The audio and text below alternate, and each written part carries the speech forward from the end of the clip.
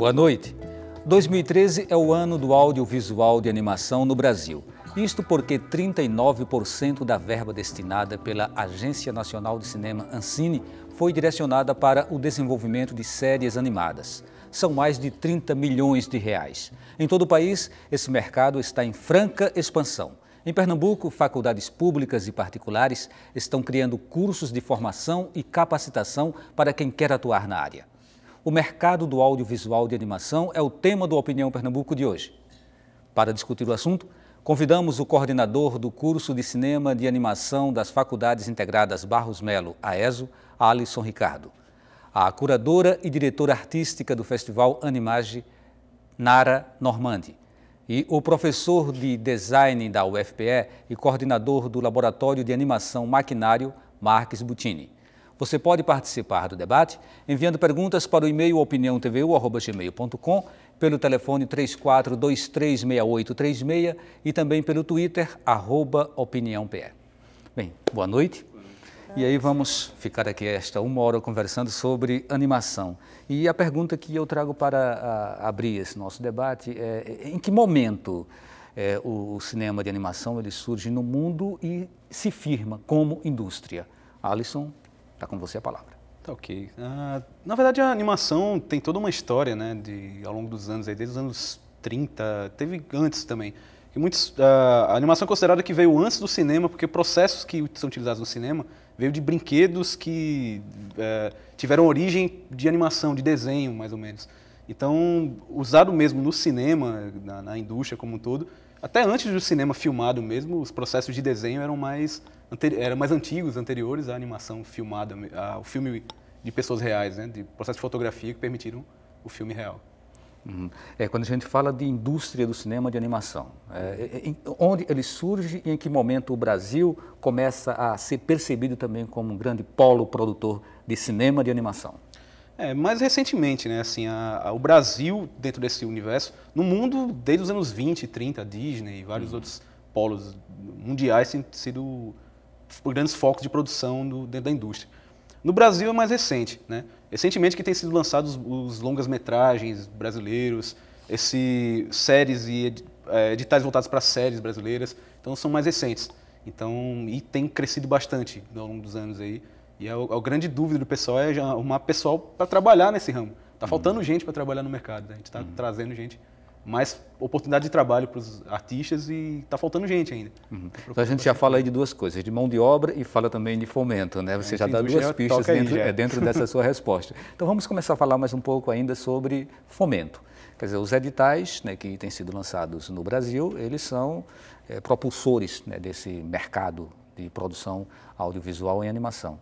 E aí, Nara, qual a tua análise sobre esse momento? Olha, eu acho que Pernambuco, especificamente, vive um momento muito incrível, né, assim, do cinema em geral, e a animação está crescendo muito, né? A gente tem 3 festivais de animação que acontecem, né? Tem o Animage, tem um festival agora no interior, que o Marcos depois pode falar um pouco dele, tem Stop Motion Brasil. Então, são 3 festivais já, enfim, incentivados pelo fundo, né? Pelo Funcultura, que é o edital do Estado. Então, eu acho que tem muita coisa, inclusive produções independentes, né? Por exemplo, eu tive um filme que foi financiado pelo primeiro edital do audiovisual, que era animação, e esse ano eu vejo, tem acho 4 produções que eu conheço, assim, que estão sendo produzidas. Então, Pernambuco vive um momento muito importante. E no Brasil, eu acho que tem, especificamente para a série, eu acho que a série está sendo super valorizada, assim, tem muito incentivo. Você falou dos 39% destinados, realmente, e longa-metragem também está crescendo muito. O que a gente sente um pouco de falta, que nossos amigos realizadores fora de Pernambuco reclamam um pouco, é o incentivo para curta-metragem, para produção mais independente. Então, isso eu acho que está um pouco em falta, mas, enfim, Pernambuco vive um momento muito bom, então, enfim.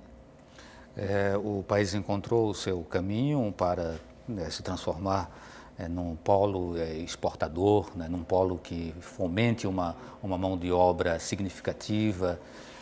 Qual a tua avaliação, Marcos, sobre esse momento? Tá? Olha, nesses 10 anos passados, se produziu muito mais animação do que vinha se produzindo há 50 anos. Acho que isso se deve muito à tecnologia digital, mais acessível às pessoas. Se deve muito a festivais como, por exemplo, o Animamundi, que forma pessoas, e outros festivais, como a Nara falou, também, né? Uma coisa mais... No Brasil inteiro você tem festivais grandes.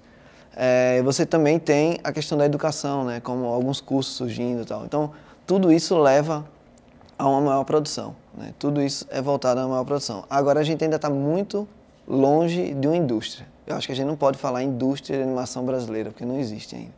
Você tem alguns lugares, principalmente Rio e São Paulo, que você tem estúdios maiores, tal, que produzem realmente com coprodução com outros países, como é o caso da 2D Lab, né, que produz Meu Amigãozão, produz Sítio Pica-Pau Amarelo. Eles realmente têm um processo mais industrial, mas é um ponto ali, dentro de um país tão grande. Então a gente ainda está caminhando, Pernambuco ainda está engatinhando, eu diria, né? É claro, a gente cresceu muito, né? Eu faço animação desde 2002 e vejo uma produção crescente com editais, né, o Funcultura. A gente precisa ainda pensar em alguma coisa mais voltada, de repente, um edital para animação, que eu acho que até meio estranho uma animação concorrer com um cinema live action, assim, porque são necessidades diferentes. A animação exige mais tempo, exige mais dinheiro, exige uma outra mentalidade, até na própria aprovar o projeto.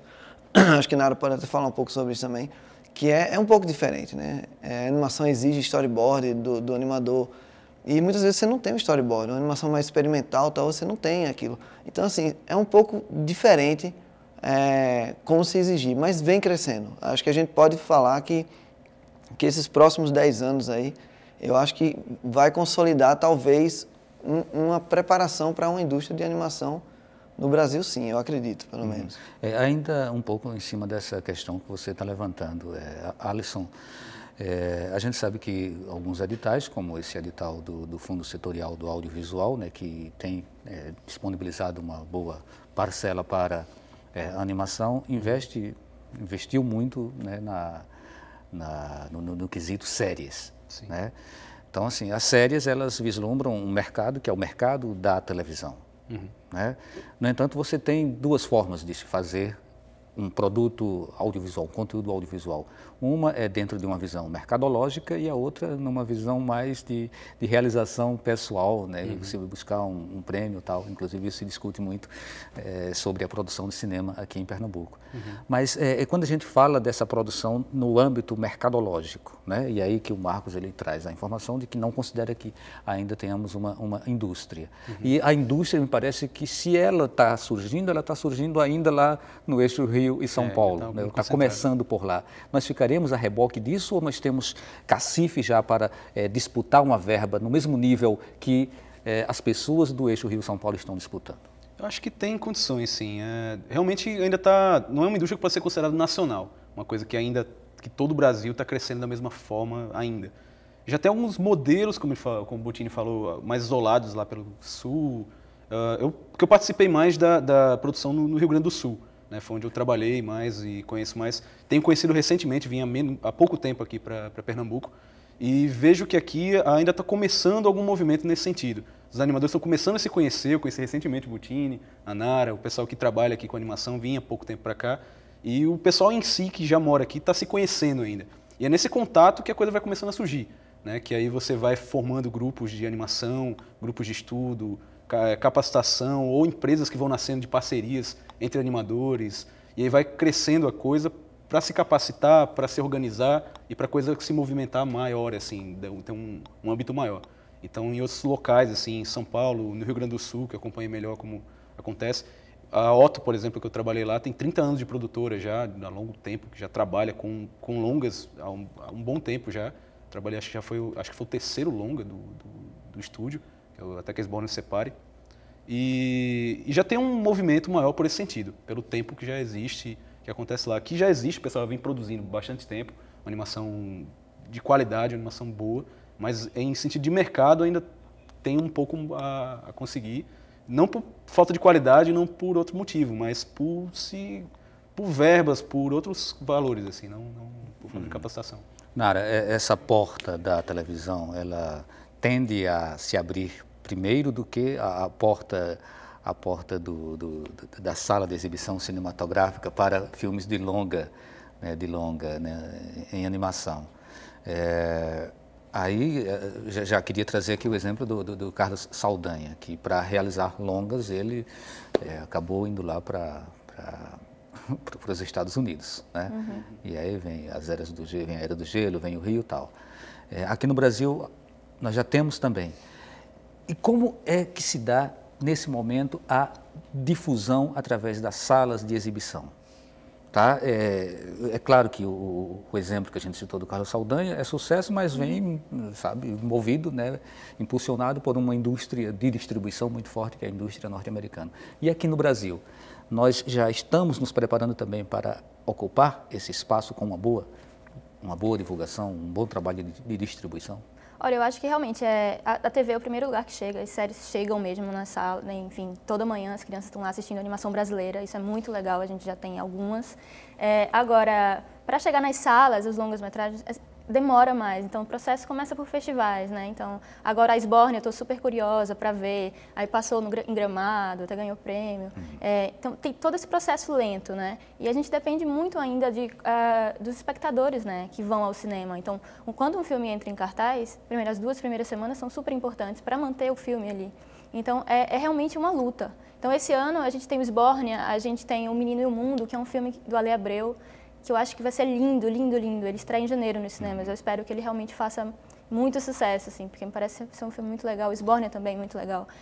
Então, eu acho que é complicado, entendeu? Eu acho que como o cinema brasileiro também é complicado. A gente está ganhando espaço, mas a animação está bem atrás. A gente caminha lentamente, né? O cinema live action, que a gente chama, está lá na frente. E a gente está começando, mas acho que a gente está começando bem. E realmente tem que lutar. E eu acho que as pessoas elas têm que realmente contribuir, têm que ir às salas, sabe? Tem que valorizar o cinema brasileiro, a animação brasileira, sabe? Para que a gente possa realmente ter um feedback. Né? Porque é difícil você trabalhar e não ter um feedback, um retorno do público, né?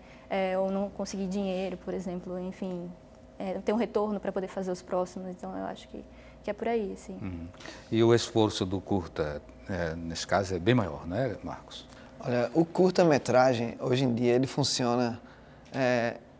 assim, na década de 70 existia uma lei, a lei do curta, que eu estava conversando com o Lula Gonzaga, que é o primeiro realizador de animação aqui de Pernambuco, e ele me disse, eu ganhei dinheiro com os meus 2 curtas, de 35, eles foram exibidos, porque tinha essa lei, que antes de um longa-metragem internacional, exibia-se um curta nacional. Então, tinha um certo mercado, tinha uma rentabilidade para o curta. Hoje em dia, o curta-metragem, ele é mais uma questão mais experimental mesmo, ele é como se fosse um trampolim para muita gente, para conseguir fazer um longa, para conseguir fazer uma outra coisa. Né? Então, assim, a gente não tem, realizador de curta não ganha dinheiro fazendo curta, não é nada? É meio complicado, assim, a gente luta muito. Eu acho que, assim, é engraçado, porque eu acho que a gente tem que tentar conseguir, né? Porque na Europa, por exemplo, a maioria do mercado de animação, a maioria das pessoas que fazem animação fazem curtas. Então, grandes referências que a gente tem, Micaela Pavlatova, enfim, várias pessoas que não têm longas, sabe? E eles conseguem viver disso. Então, por que a gente não consegue, né? Conseguem viver com o prêmio, com a televisão ou com o cinema? Eles conseguem viver com curta-metragem, olha só, que interessante. Eles conseguem viver com curta-metragem. E eu acho que ele não é menor do que o longa-metragem. O curta-metragem é como um conto, assim, ele também é muito forte, sabe? E às vezes ele se sustenta, enfim, você não precisa fazer ele para fazer longa, óbvio que é importante, mas eu acho que você pode fazer curta a vida inteira, eu acho interessante também. Alisson, não essa coisa de achar que seja menor ou maior, né? Que inclusive tem essa pecha. Sim. Mas ele serve também como laboratório. Sim. Ele é exatamente o campo da experimentação para poder você evoluir para uma produção de um tamanho Na verdade, eu maior. vejo como o mesmo campo, né? Você está falando de histórias que tocam as pessoas, né? Que você está contando histórias da mesma forma. Pelo formato de ser um pouco o tempo reduzido, acaba sendo mais barato de fazer do que um filme longa-metragem, ele permite um pouco mais de se arriscar um pouco mais do que um longa-metragem, né? De uma longa produção de 2 horas de filme. Mas é contar a história, é a importância, eu dou a mesma importância, assim, eu não vejo como diferença, não. E qual o custo médio de uma produção em animação, em 3D, 1 minuto? Isso depende muito da técnica de tudo, né? Assim, Por exemplo, um 2D, uma animação 2D tradicional que a gente fala, talvez seja um pouco mais barata, porque você não vai ter que montar um estúdio, por exemplo, com bonecos, mas ao mesmo tempo você vai precisar de pessoas que trabalhem ali durante vários meses ou vários anos, né? Então, realmente depende da história que você quer contar, enfim. Mas normalmente é muito caro, depende muito da técnica que está sendo utilizada, né? Se for uma técnica mais, no caso do Sborne, que a gente fazia uma técnica mais full animation, que a gente chama, animação quase não tem aproveitamento de desenhos, é mais próximo do que, sei lá, a Disney costuma fazer. Essa é bem cara, bem demorada, porque é muito demorada para fazer. Em termos de produção, é muito tempo. Já uma animação com a cara mais de séries televisivas e tal, que usa muitos softwares de reaproveitamento de desenhos, é mais rápido. Você faz a média de produção que a gente tinha lá era 1 segundo por dia por animador. Já em outras séries, por exemplo, 3D, que já tem...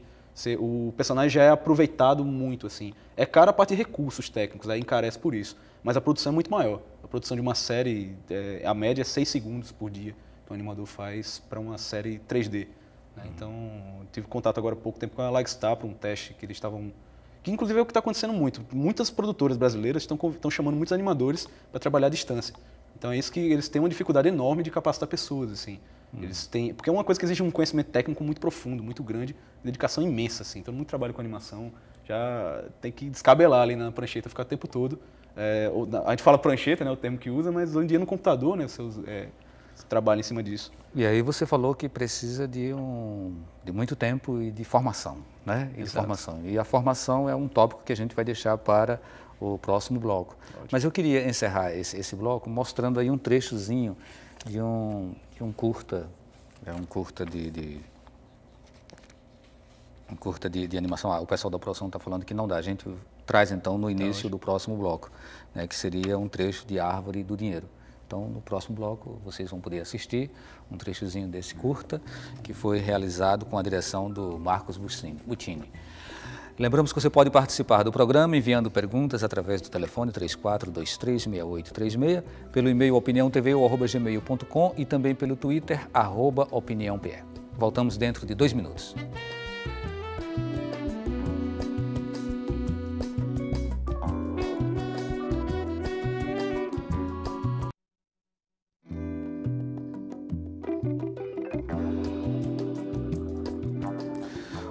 O Opinião Pernambuco está de volta. O tema de hoje é o mercado do audiovisual de animação.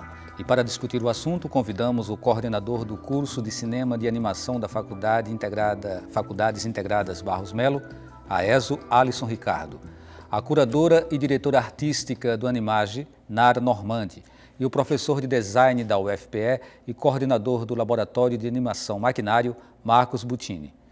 Marcos, a gente anda à procura de identificar uma cara para o cinema pernambucano, né? Isso é uma coisa que está sempre nas rodas, né? Qual é a cara do cinema pernambucano? Nós já podemos dizer que temos realmente o nosso cinema, e aí a gente vai agora envolver a questão da animação.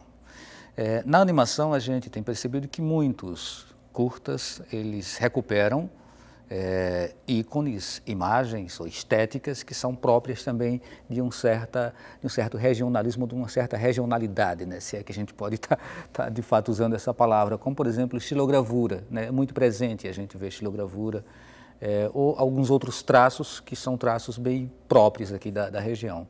É necessário, é importante que a gente utilize essa estética que identifica a região como um elemento de base para essa produção audiovisual na animação? Olha, eu não sei se é necessário, talvez seja importante, mas assim, é um recurso que a gente tem. Eu propriamente, assim, eu não sou uma pessoa que só faz animação baseada em estilogravura ou coisa, mas como é um elemento que eu tenho a meu dispor, eu utilizo em algumas vezes. No caso da Árvore do Dinheiro, que a gente vai ver daqui a pouco um trecho, foi meio que uma necessidade. Eu precisava fazer um filme super rápido para mandar para o Animamundi Web em 2002 e por acaso surgiu a ideia de fazer, vamos fazer parecendo estilo, porque era fácil de desenhar, era fácil de animar. Então, assim, não foi uma questão de, vamos valorizar tal. Existe isso, claro, assim, eu já fiz animação com boneco de barro tal, mas assim, nunca é tentando se aproveitar daquele estilo tal, mas é uma coisa que acontece naturalmente. Eu acho que E eu já fiz também animações e estou fazendo animações com outros traços, outros... Eu acho que assim, a gente tem várias caras para o cinema pernambucano, na verdade, a gente não tem uma só. E eu acho que isso é bom. É bom ser uma coisa plural, é bom você não estar, de repente, ter que ser regionalista, ter que ter isso. Mas você poder ser, entendeu? A estética de Caruaru, onde você está lotado agora, ela pode ser tão urbana quanto a estética do Recife, ou a estética de Londres ou de Nova York? Eu acredito que sim. Eu acho que Caruaru, a gente está falando de uma cidade, segunda cidade maior de Pernambuco, que tem crescido muito em termos urbanos, e a gente tem histórias para contar em termos urbanos, não é só a questão do cordel e tal, que também existe, que também tem o Museu do Barro, tem as coisas lá. Mas eu acho que a cidade tem outras histórias para contar também. Eu não ficaria preso a esse regionalismo, não. Mas eu acho que ele existe e eu acho que é uma coisa importante, é uma diferenciação que a gente tem. Uhum. Vamos assistir, então, um trecho aí de A Árvore do Dinheiro. Vai ser um trecho bem curtinho, né? Algo em torno de 1 minuto, só para a gente sentir mais ou menos, e depois você fala onde que as pessoas podem assistir inteiro. Mas você fala isso depois que a gente vê esse pequeno trecho. Então pode soltar a sequência.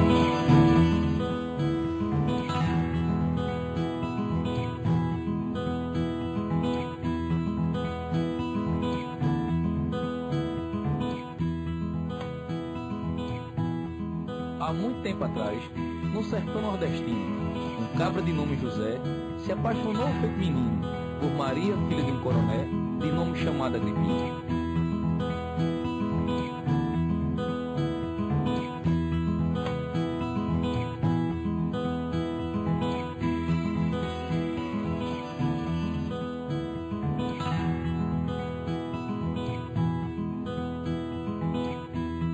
Maria e José às escondidas viviam num chamego arretado, mas depois da missa no fim do dia, a menina com o coração apertado disse a triste notícia que seu destino já estava traçado. Marcos, a gente vê aí não só a xilogravura, a gente vê o cordel, né, literatura de cordel, vê o violeiro, então são muitos elementos. Mas onde que as pessoas podem assistir?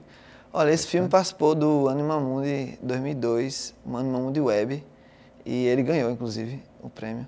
E ele tinha no site do Animamundi. Até um dia desse ele estava lá, ele deve estar ainda. Agora tem no YouTube também, se botar Árvore do Dinheiro, aparece.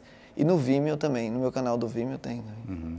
Eu tinha falado no intervalo para a Nara que a gente traria ainda um pouco mais a história dos festivais, né? Já que você falou do Animamundi e agora é a Nara quem fala.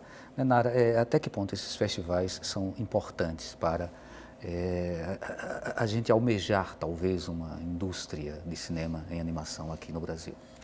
Olha, eu acho que realmente eles são muito importantes. É engraçado que acompanhando desses anos que eu estou na direção artística do Animage, eu vejo as pessoas irem assim, o primeiro ano, aí depois do segundo ano eu vejo aquela mesma pessoa, e o terceiro e o quarto, e assim, você vê que você está formando um público, sabe? E ela está interessada e começa a participar das palestras, que não eram coisa que não participava antes, começa a participar das oficinas. Então, isso é realmente formação, é formação de público. E eu acredito muito nisso, os festivais, assim, por exemplo, o Animage, a gente tenta trazer uma produção mais independente, que é difícil de encontrar em outros lugares, até na internet é difícil de encontrar. Então, a gente tenta disponibilizar isso para as pessoas. Qual o balanço que você faz do Animage deste ano, em termos de participação de realizadores? Olha, eu achei que foi bem legal. A gente teve em torno de 6 mil espectadores, né? Enfim. E realizadores? E realizadores, a gente trouxe muita gente internacional, né? A gente trouxe alguns realizadores brasileiros também. E eu acho legal trazer também porque a gente tem essa troca, né? As pessoas que estão com filme vêm apresentar os filmes e conhecem as pessoas que estão vendo os seus filmes, e as pessoas que estão vendo os filmes se interessam também por fazer animação, enfim. E tem essa troca que eu acho muito legal. Então é muito importante o festival não só exibir os filmes, mas como trazer também as pessoas, enfim. E não só os brasileiros, como internacionais também, que é uma troca muito, muito importante. Uhum. No período de 26 a 30 de novembro, nós teremos o Stop Motion, o Festival do Stop Motion. Não temos aqui um representante direto, mas Alisson. E aí, Stop Motion como uma técnica bem especial, né, bem específica dentro de todo esse processo. Uhum. O que é que o Stop Motion representa hoje para o cinema de animação? E como você vê a realização de um festival específico para tratar ou para trazer essa técnica? O stop motion, eu costumo dizer que é a técnica mais simples para se começar e a mais difícil para se profissionalizar. Porque, assim, inclusive eu costumo, em oficinas que ministro alguma coisa, A animação experimental, utilizando stop motion, é a mais interessante para você entender o processo, começar na animação e ver como ela funciona e tudo, né? Agora, para fazer ela num nível, animação de personagens, de acting, de atuação de personagens, coisa assim, é a mais complicada, mais trabalhosa, que exige uma série de coisas, de câmeras, iluminação especial, para se produzir.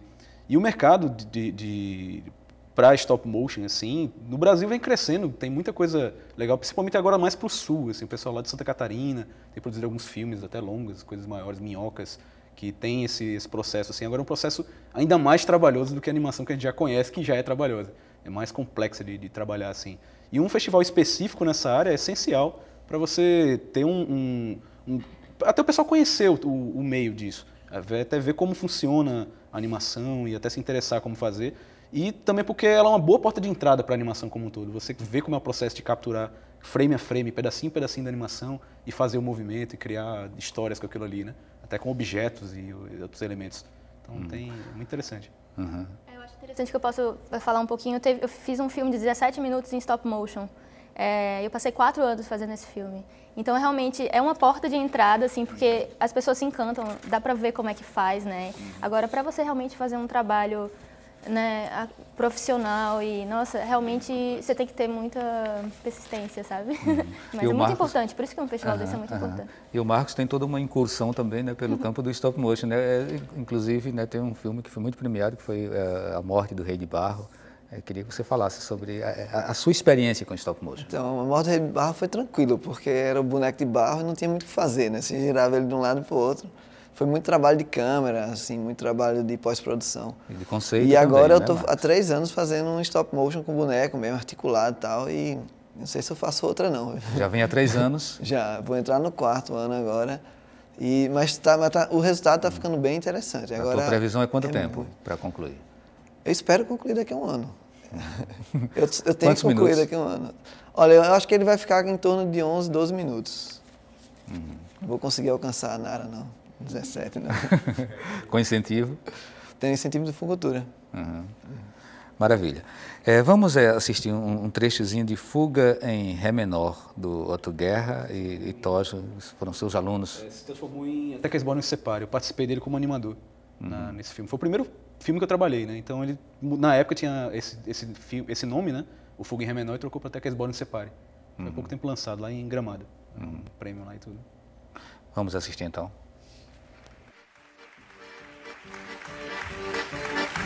Disgrazia ma non troppo, no, lo trono fa piruela, sì, si tace imbriacato, no, Valerivo sul popò, Valerivo sullo porco ne sigherero, Valerivo sullo por, ho ho ho, let's go you crown sangue, this is perovna schlissel, pobrovna mai materna, clicks von Wanger, boy, tata,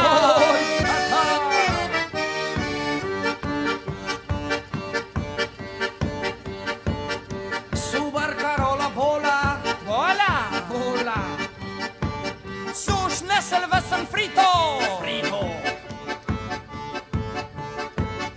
Banutango e carcamaro! Caratura e macaron! Haliron ti siacca! Haliron ti siacca! Haliron ti siacca!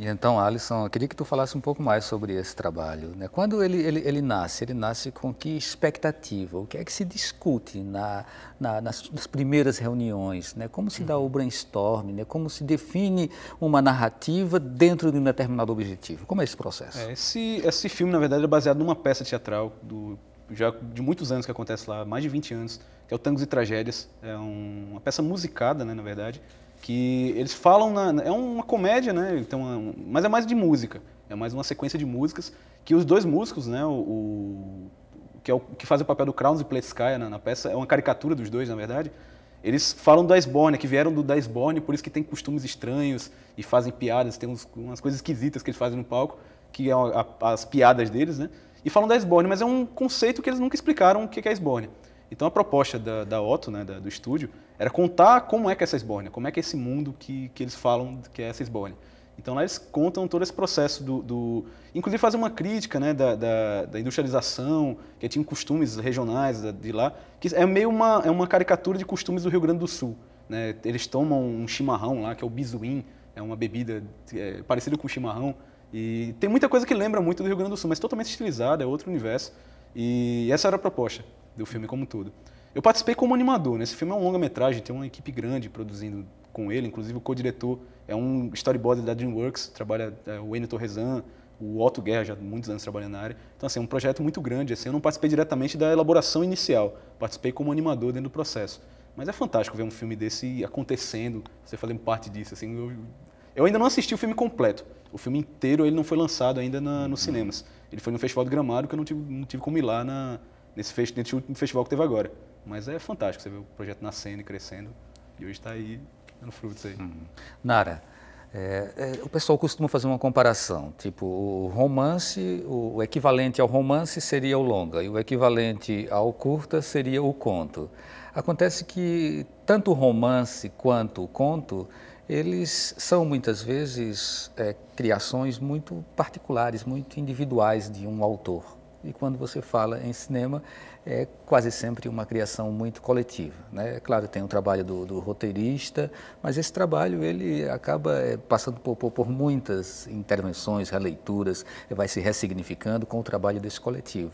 É um pouco isso que eu estou colocando mesmo? Eu acho que sim, acho que o trabalho da equipe em animação, por exemplo, que você passa muitos anos trabalhando, o trabalho da equipe é realmente muito importante. Então, todo mundo que está ali te assessorando, trabalhando para você, enfim, está contribuindo, né? Então, assim, você pode até mudar a história do filme, porque alguém falou, não gostei disso, você vai lá, repensa, e isso é muito importante. Então, você escolher a equipe que você quer trabalhar, as pessoas que você confia, as pessoas que você gosta, realmente é muito importante. Então, realmente, você não faz cinema sozinho, você não faz cinema de animação sozinho.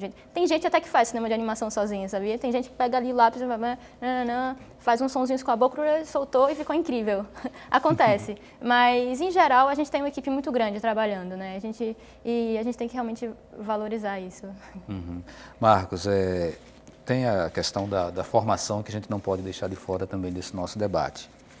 Hoje a gente tem instituições de ensino que estão formando, né, o profissional que vai ocupar esse espaço no mercado.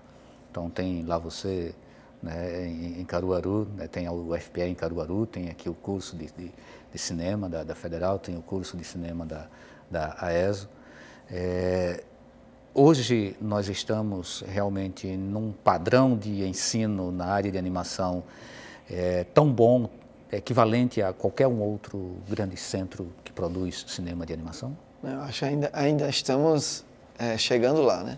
Eu acho que o curso da ESA é um curso voltado para a animação, então tem equipamento, tem estrutura bem própria para isso. O que eu tenho lá em Caruaru é um curso de design, que tem algumas cadeiras de animação que eu dou, e tem um laboratório que eu montei. Eu tenho hoje em dia 30 alunos, tem várias máquinas e tal, a gente tem uma estrutura até boa para ser um laboratório tão recente. E a gente faz produções independentes, mas assim, é uma coisa muito básica. Assim. A ideia da gente é realmente ensinar os conceitos básicos de animação para aqueles alunos. É uma técnica que eu uso, é a animação com recorte, que é bem simples de fazer. E daí esses alunos vão ter que procurar com as próprias pernas outros horizontes, entendeu? Agora a gente tem até um aluno que está na 2D Lab do Rio de Janeiro. Por quê? Porque ele saiu de lá, foi trabalhar na Quadra Quadra, aqui em Recife, e conseguiu, foi para Portugal, estagiou num estúdio lá e agora está no Rio de Janeiro produzindo. Porque o que a gente faz lá é bem básico. Assim, eu acho que ainda Pernambuco ainda está chegando lá. Agora, eu acho que uma coisa interessante nessa coisa de formação é inclusive os festivais que trazem workshops e tal. Então, isso também dá um start, né, para várias pessoas. Tem o trabalho também de Lula Gonzaga, que tem um projeto itinerante de animação que ele faz em vários locais, inclusive aldeias, quilombos e tal.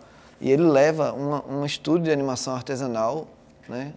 E ele monta lá aquilo e ensina o básico para essas pessoas. Eu conheço muitos animadores, inclusive eu acho que o melhor animador daqui, na minha opinião, André, ele foi formado com Lula Gonzaga.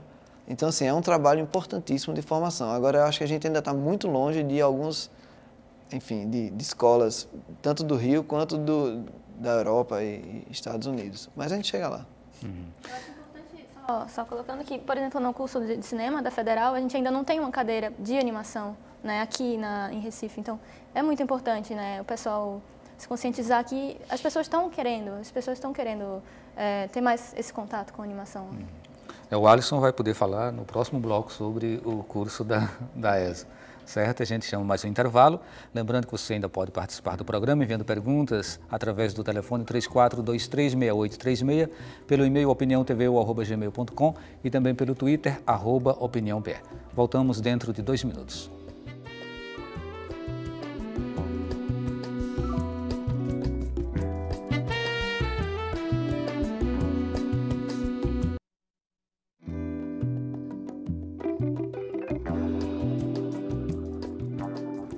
O Opinião Pernambuco está de volta. O tema de hoje é o mercado do audiovisual de animação.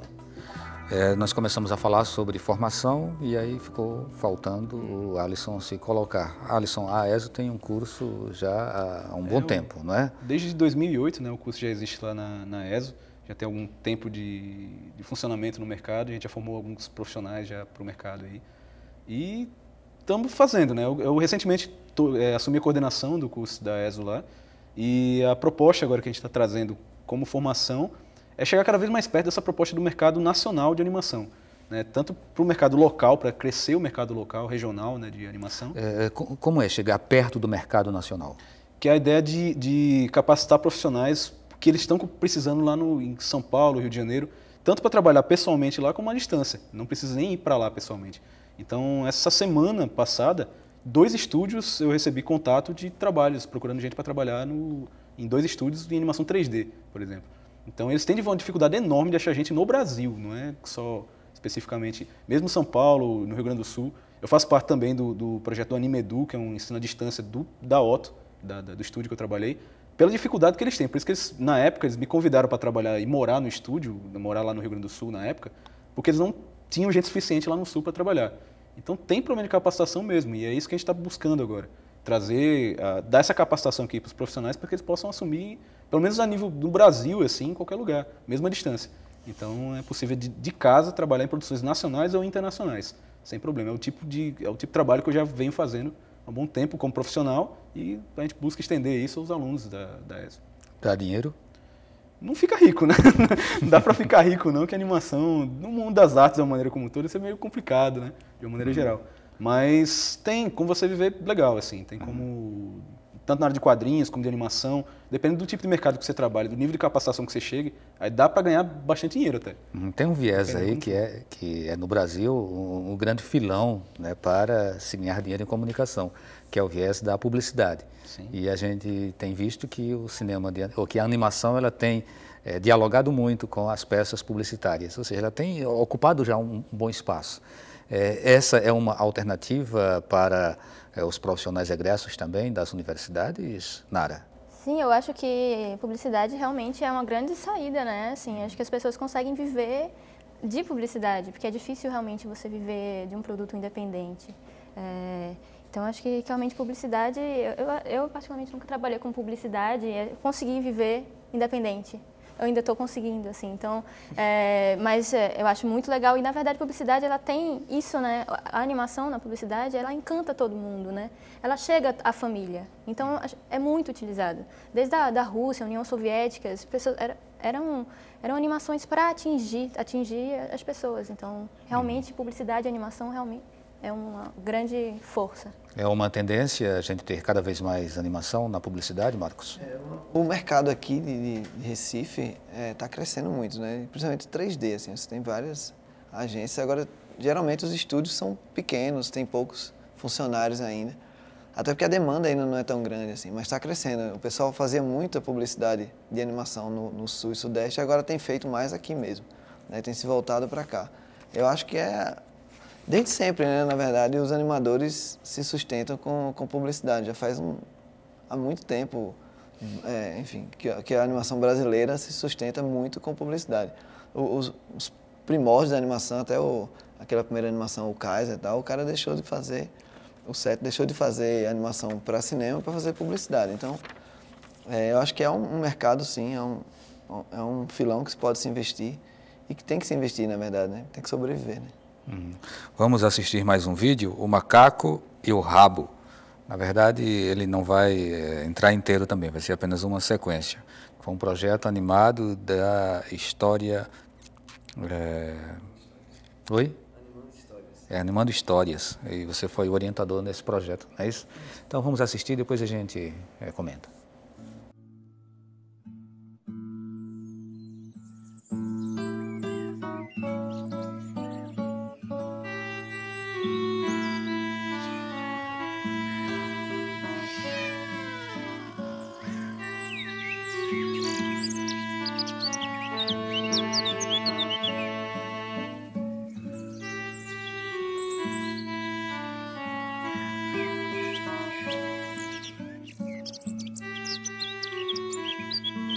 Cutia, fique esperta.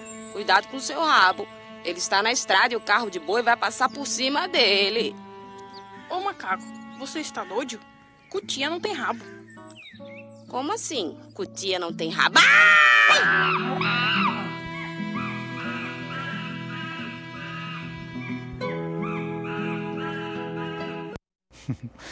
E então, Marcos, como foi a realização desse trabalho? Então, esse é o primeiro projeto lá do Animando Histórias, né? Não tinha nem laboratório ainda, né? Eram, acho que 2 alunos e eu numa sala dos professores, dividindo com os professores, enfim, os alunos tendo que levar laptop para fazer. Então, assim, o resultado, ele é... Enfim, a gente tem melhorado muito, né? Porque a estrutura melhorou, a quantidade de alunos melhorou. Mas esse projeto é bem querido, porque, ele, na verdade, ele demorou muito para ser feito também. Ele quase não ficava pronto, mas eu tive a ideia de usar os alunos da sala de aula para finalizar ele, né? Então, foi daí então, até que surgiu a ideia do projeto, que é justamente unir a sala de aula com o laboratório. Então, os filmes começam na sala de aula, os alunos começam a animar e a gente leva depois para o laboratório para finalizar. E assim, na verdade é um filme mais de experimentar como fazer o processo, né? Então, ele tem muitos problemas, assim, até de animação em si mesmo.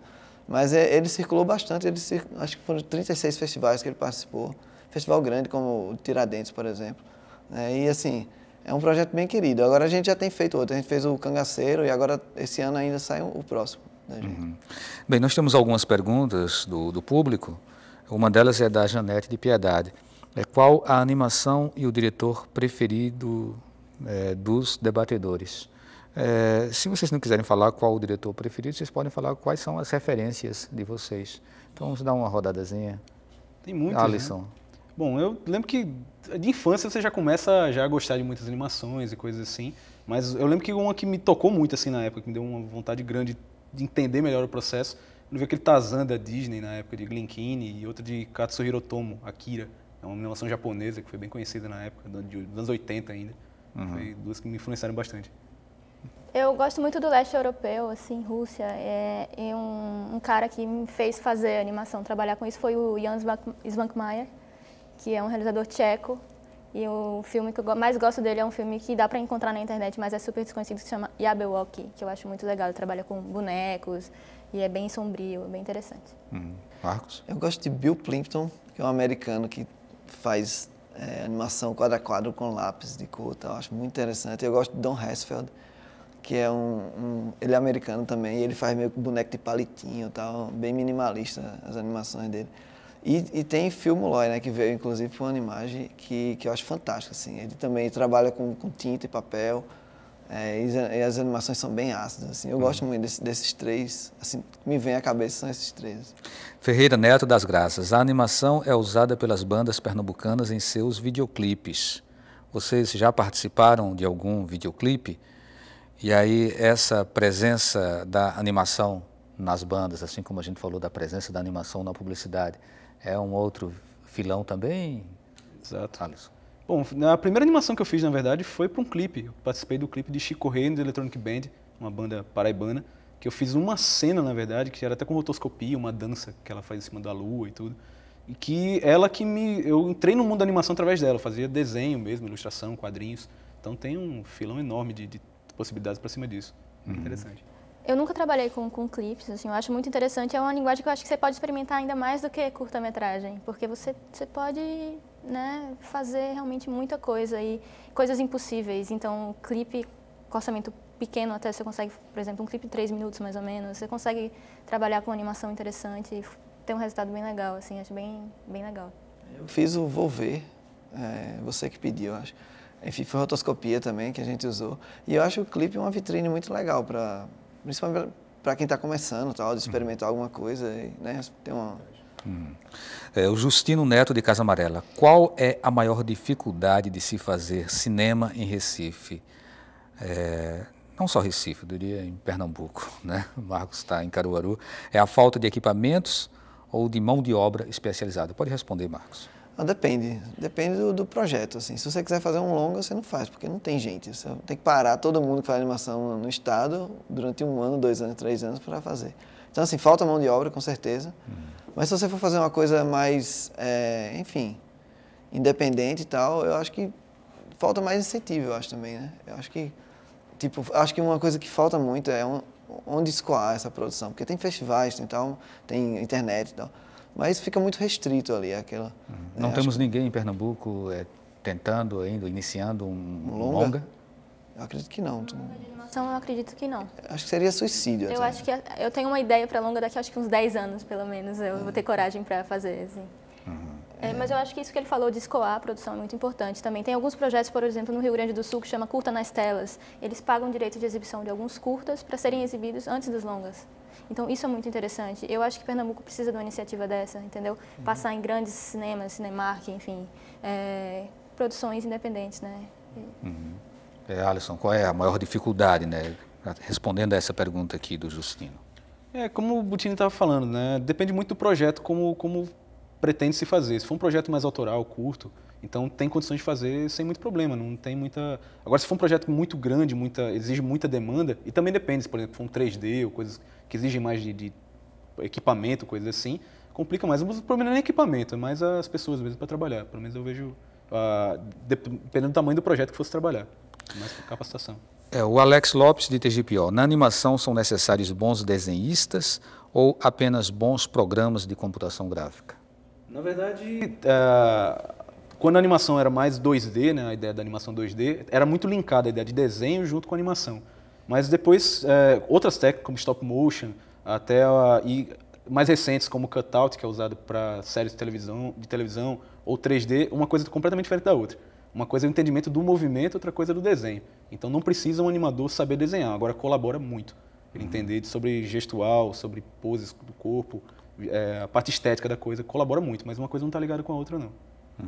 Nara? Eu acho importante falar, por exemplo, o nosso convidado, o Phil Molloy, que é um grande realizador, ele fala que ele não sabe desenhar e na verdade ninguém sabe, todo mundo sabe, ele faz a maior confusão, assim, na verdade todo mundo pode fazer animação, então você também pode fazer uma animação com caixa de fósforo, também é um tipo de animação, você pode fazer animação com palitinho, como o Don Hertzfeldt faz nos Estados Unidos e é incrível, então eu acho que você precisa principalmente querer contar uma história que ela se encaixe ali na animação, por que você está fazendo animação? Né? Então você tem que se justificar, eu estou fazendo animação por isso, né? Então eu vou lá e uso tal técnica por isso, eu quero contar tal história e eu preciso usar animação para isso. Você pode ter os desenhistas, ter o roteirista, ter os desenhistas e ser o diretor. Exatamente. E, no entanto, se colocar como realizador. A alma da animação vem da história, né? Tem uma história para contar, né? Então, a maneira como ela pode ser contada tem diversas formas que independem do desenho. O desenho é só uma delas. Marcos? Não, eu queria, na verdade, voltar a uma questão que a gente estava falando dos realizadores, que a gente não falou nenhum brasileiro, né? Eu queria falar que eu admiro muito o Marão, que é um realizador lá do Rio de Janeiro, um dos caras mais legais que eu conheço nesse meio. Eu só queria deixar registrado isso aqui. Mas sobre essa questão de saber desenhar ou não, depende muito. Enfim, não é nem hoje em dia, né? Desde sempre. Você pode fazer animação com objetos, com animação com recorte, como você falou. Né? Então tem Lotte Henninger, que é uma alemã, que fez o segundo longa-metragem da história, foi feito com recorte e sombra, né? Então, enfim, saber desenhar é muito bom. Eu queria muito saber desenhar. Eu acho que ia me deixar mais livre para fazer outras coisas, abrir mais as possibilidades. Mas você consegue animar simplesmente... E outra coisa, software é ferramenta. É como se você perguntar para um marceneiro, para você precisa de um bom martelo, um bom serrote. Quanto melhor, mas se você tiver um serrote e um martelo, você faz a sua cadeira. Né? Uma pergunta de Felipe, da Tamarineira. Quantos frames por segundo são utilizados em um filme de animação? É semelhante ao cinema tradicional? Na verdade, tem a ideia da persistência retiniana. Né? Para você conseguir enxergar um movimento, ele tem que ter pelo menos 10 frames por segundo. É a ideia que se trabalha. Então a gente trabalha, por exemplo, no Sbornia, a gente trabalhou a 12 frames por segundo, mais próximo disso. E em alguns filmes, você pode utilizar 24 nos momentos que eles têm mais velocidade. Então você troca, que é um termo que a gente usa on ones e on twos na animação. Que a velocidade do cinema é 24 frames por segundo, né? Mas se você repete ele 2 vezes, ele fica 12 frames por segundo, que era o que a gente usou no Sbornia. A gente, em algum momento desse debate hoje, falou sobre difusão, sobre distribuição, chegou a tocar na questão das diferentes plataformas, né, das diferentes tecnologias alternativas, mas a gente não aprofundou nada sobre internet e celulares. E eu gostaria, Nádia, que você começasse um pouquinho essa fala. Existe um espaço ali no mercado das telas para esse profissional produzir conteúdos específicos para essa mídia? Olha, tem muita coisa que é voltada só para a internet, tem várias possibilidades mesmo, assim, tanto, enfim, para pequenas animações de sites, né, isso tem muita possibilidade. E eu acho que a internet é muito importante para você receber as produções, né, enfim, para as pessoas assistirem as produções do mundo inteiro. Então, assim, você pode colocar o seu filme na internet, os nossos filmes estão na internet, as pessoas podem acessar. E se a gente não consegue chegar no cinema, a gente consegue chegar na internet e as pessoas conseguem chegar na gente, né? Eu acho que... É importante também a animação dentro, por exemplo, dos celulares, né? Não é só animação enquanto vídeo, a animação, por exemplo, interativa, para um e-book interativo, para um jogo eletrônico. Então tem muitas possibilidades, realmente. Inclusive aqui em Pernambuco, o grande escalão de animação que se tem maior, assim, é para games, né? Então você trabalha muito com jogos casuais e tem uma série de coisas que você pode trabalhar com animação. Não só como vídeo, como filme, mas também em outras coisas também, como jogos. Nós temos o vídeo Circe e Lila, que é seu, né? Vamos assistir?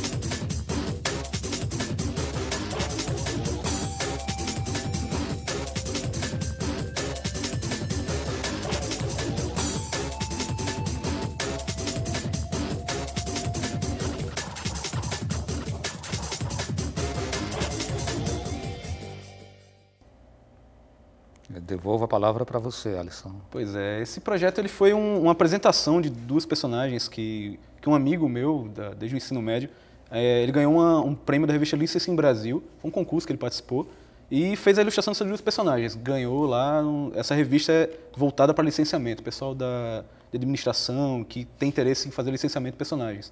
E ele ganhou com essa personagem, inclusive gerou interesse de uma empresa agenciar esses personagens para o mercado, né? Que ele tinha que apresentar nessa feira internacional que ia acontecer lá, e tinha pessoal do Maurício Souza, Marvel Comics, representantes do mundo inteiro lá, e tinha que apresentar ela no meio, assim, só tinha ilustrações. Aí ele me chamou para ajudar, para fazer a animação dessas personagens. Aí eu tinha uns 20 dias para fazer, na época correndo, só estava com um laptop para trabalhar, não era muita configuração, mas deu para dar conta desse projeto aí. Bem interessante. Foi a primeira que eu fiz nesse estilo para séries televisivas. E o programa está chegando ao final. Marcos, muito obrigado pela sua participação. Eu que agradeço. Nara? Obrigada pelo convite, achei muito legal poder discutir um pouquinho com vocês. Alisson? Bom, eu que agradeço aí o convite para poder falar aqui sobre a animação que a gente ama fazer, né? Então, assim, a gente encerra o programa de hoje. Agradecemos também a sua participação de casa e lembramos que o programa Opinião Pernambuco volta na próxima segunda-feira. Boa noite e até lá.